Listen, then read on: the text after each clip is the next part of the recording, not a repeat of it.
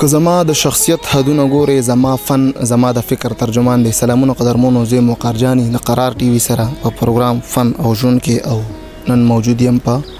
پیښور کې. په پیښور کې په کړنګي کې چرته چې د ډرامې شوټینګ دی زموږ سره ولاړ ترڅنګ تاسو به پیژنئ. علي جمال بھائی د پښتو ژبې یو تکړه هنرمن پښتنه به هم کو چې دا وخت په کومه ډرامې ریکارډینګ کې غوي مصروف دي. نو پروګرام کې درته ارکلی وم ستړی مشه. السلام علیکم څنګه خیر جوړ؟ علي جمال بھائی خیر خیریت ته شکر الله. دا راته وای مختصر غونډه په لنډ ټکو کې چې مطلب د ډرامې سبجیکټ سره د ډرامې نوم سره په خصوصي توګه پکې ستاسو څه کریکټر دی؟ د ډرامې نامه چې کوم دا نوم چې کوم دی ما پسې جنت ولیکي. د ډایرکټر شاهد عثمان صاحب دی او رائټر چې کوم دی سجاد علي دی. او د ډرامې سبجیکټ دا سیده چې د یو کور سټوري ده او پاره کې یو لیونی دی او زما په د لیونی کریکټر دی چې هغه د مور سره ډیره زیاته مینه لري. ساده ګل ټایپ دی او بس هغه نو جیداد نه خو نه دی خو صرف خپل مور فوکس کړی دا. او په دې کې نور موږ سره چې کوم آرټستان زموږ ډېر سینیئر آرټستان دي، خالده یاسمین، عبید ګمرانی، داسې نیک محمد، داسې کومل. دا په داوا سره چې ډېر ټایم پس په داسې ډرامه راځي چې دومره معیاري یو ښه کاست ان شاء الله همیشه د کتونکو په خوا به په پی ټي وي به یو ډرامه به کته جانان، هغه کې به یو هیروین وه چې نوم یې وه ثروت علي. نو په دې کې مین کوم کریکټر چې کوم دی زموږ ډاکټر ثروت علي ده او هغه د مور کریکټر نباوي لګیا ده. او بس دا سبجیکټ داسې دی چې یو خودغرضي او داسې چندرونه چې هغه د ښځو په حساب کې لکه په چکر کې راشي او وایي چې یاره کور بیل کوي او لالچ او خودغرضي. نو په دې حساب باندې موږ په حقیقي ژوند کې موږ ورو د لیونو یا د ساده ګلو چې کوم خلک د هغوی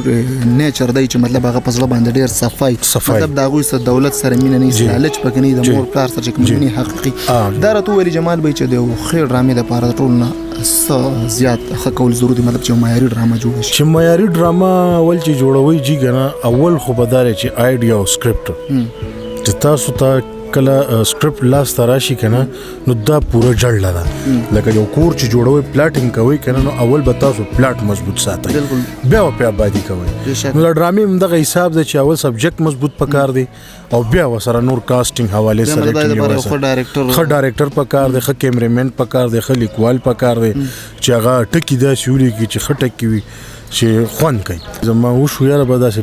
18-19 سالو شو زما په دې فیلډ کې 18-19 کافي سالو شو. تاسو ماشاءالله ډیر زیات ایکسپیرینس په خوا چې کوم ډرامې وي مطلب هغه کې باغه کلچر هغه معیار به پکې زیات او ټیکنالوژي دومره نه اوس ټیکنالوژي زیات شو خو هغه معیار پرې وته د اړه باندې بس وای بس چې لکه مطلب مې دا یو خدای چې دا کم زمونږ دا اکثر زمونږ دا مونږ خلک پکې دا کسانو ته وایي چې را شوقیان بالکل جی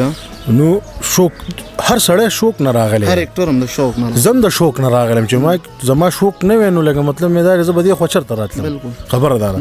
خو لکه زمونږ د داسې چند مرګري داسې شته چې هغه خپلو کې راټولی شي چې راټول شي نو لکه مطلب مې دا سبجیکټ ته نه ګوري، اکټرانو ته نه ګوري، خپلو کې پیسې واچي بس یاره زه دې په سکرین راشم نو به ټیک ته. نو یوازې خو په سکرین خو نه ده کنه اقا ډراما یا چا کتلې یا نه کتلې یا اکثر مخکې رسو کېږي هغه ډراما چې کله هغه ډرامې ته خلک کیني نو هغې په وجه باندې چې کم دی دا کم ښه کوالټي والا کار کوي نو هغې پې بدنام شي. لکه کم نان پروفیشنل کم خلک راځي هغې غواړي چې لکه مونږ کار وکړو بس په شیشه راشو دا نه وایي چې یاره زما د ډایلاګ مقصد سره زما د خبرو مقصد سره زه په دې کې څه یم بس یې به هم دې ته خوشحاله دی چې یاره ما ټوپک واغستو یا ما ته جنې ګډه شوه په پټو کې بس هغې وایي چې یاره بس مونږ یې روګان یو مونږ اکټران یو. هم د دې په وجه باندې چې کم دی زمونږ اکثر کار داسې شو چې ډېر ښه تل معیار پرېوتو.